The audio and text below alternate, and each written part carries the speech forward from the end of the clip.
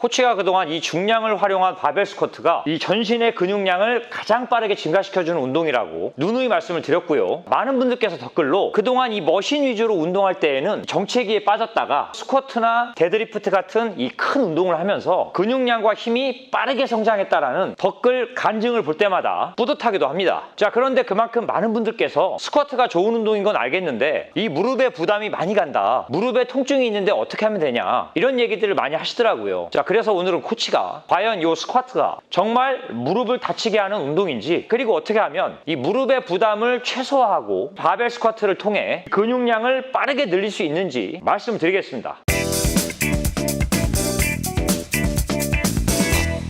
자, 일단 이 바벨 스쿼트가 무릎을 다치게 하는 운동이냐? 이 질문에 대한 코치의 대답은 NO입니다. 자, 스쿼트가 무릎을 다치게 하는 운동이라기보다는 무릎에 좋지 않은 방법으로 스쿼트라는 걸 하기 때문에 다치는 거죠. 사실 이게 말장난 같지만 모든 운동이 마찬가지입니다. 자, 벤치프레스가 이 어깨를 다치게 하는 운동이 아니고 데드리프트가 이 허리를 나가게 하는 운동이 아니듯 이 스쿼트도 올바른 방법으로 수행을 하시면 무릎의 부담을 최소화하고 전신의 근육에 큰 자극을 이끌어낼 수 있는 최고의 운동입니다. 괜히 shut up and squat란 헬스계에 유명한 격언이 있는 게 아닙니다. 그리고 만약에 이 스쿼트라는 게 무릎을 다치게 하는 운동이라면 수천 수만 번의 스쿼트 동작을 하는 역도 선수들은 죄다 휠체어를 타고 있어야겠죠. 자, 코치가 수많은 회원들을 지도하면서 대부분의 사람들에게 공통적으로 보이는 실수가 있었습니다. 그리고 대부분 바로 그 실수 때문에 무릎을 다칩니다. 자, 그것은 바로 너무 빨리 주저앉는다는 겁니다. 자, 이게 무슨 얘기냐면요, 우리가 이 맨몸 스쿼트를 할 때는 굳이 이렇게 천천히 앉지 않더라도 빠르게 앉았다가 일어서도 큰 문제가 안 됩니다. 상체의 어떤 부하가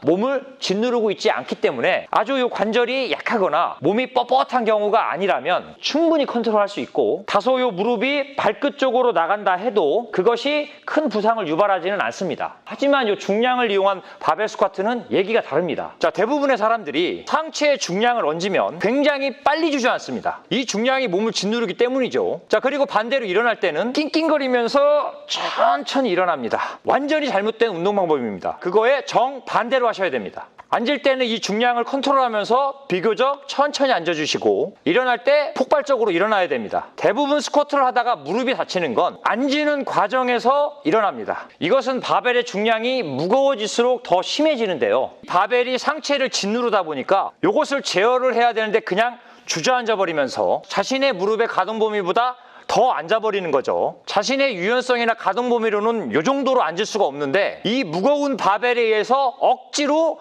앉혀지게 되는 거죠. 당연히 이 관절에 큰 데미지가 갈 수밖에 없습니다. 그리고 무겁기 때문에 오히려 낑낑대면서 굉장히 불안한 자세로 일어나게 되고요. 보통 이렇게 일어나면서 허리를 많이 다칩니다. 자, 요약을 드리면 스쿼트를 하면 보통 앉으면서 무릎을 많이 다치고 일어나면서 허리를 다치게 됩니다. 자, 우리가 흔히 말하는 무릎이 요 발끝을 넘기 때문에 요 무릎이 다친다, 윙크가 일어나서 요 허리를 다친다고 얘기들을 하는데요, 그게 아닙니다. 자, 스쿼트 할 때 너무 빨리 주저앉고 너무 느리게 일어서기 때문에 다치는 겁니다. 그리고 그런 일이 일어나는 근본적인 이유는 자기가 컨트롤할 수 없는 무게를 사용하기 때문입니다. 자, 그럼 이걸 어떻게 해결해야 될까요?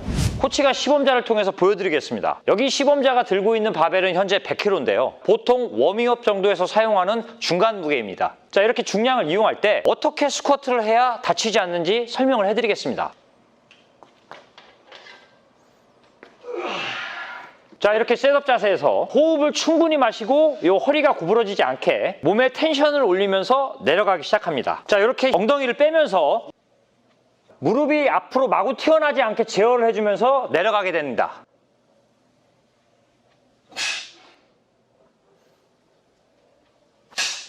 자, 이 무릎이 발끝으로 나가는 건 문제가 되지 않습니다. 본인의 신체 구조에 따라서 충분히 나갈 수가 있고, 다만 마구 나가게 허용하지만 않으면 됩니다. 자, 이때 충분히 중량을 제어를 하면서 이 둔근과 햄스트링 근육이 늘어나는 느낌을 느끼면서 내려가 주시고, 자기 유연성이 허락하는 범위까지만 내려갑니다. 보통 이 무릎과 지면이 수평이 되는 구간을 하프라고 하는데 이 하프보다 좀 더 내려가 봅니다. 아주 유연하신 분은 엉덩이가 이렇게 바닥에 닿을 때까지 내려갈 수 있는데, 이렇게 하면 무릎이 앞으로 훨씬 앞으로 나가게 되죠. 만약 유연성이나 가동 범위가 부족한 분이 이런 자세를 바벨 무게에 의해서 억지로 당하게 되면 어떻게 될까요? 당연히 다치겠죠. 자, 그리고 올라올 때는 폭발적으로 몸의 근육을 수축시키면서 일어납니다. 아까 충분히 늘어났던 이 둔근과 햄스트링이 빠르게 다시 짧아지는 탄성을 느끼셔야 됩니다. 만약 여기서 용을 쓰면서 비틀면서 일어나게 되면 그 순간 이 허리가 나갑니다. 자, 이렇게 빠르게 일어날 수가 없다면 그건 자기 무게가 아닌 거니까 중량을 낮추면서 이런 리듬을 맞추기 위해서 노력하십시오.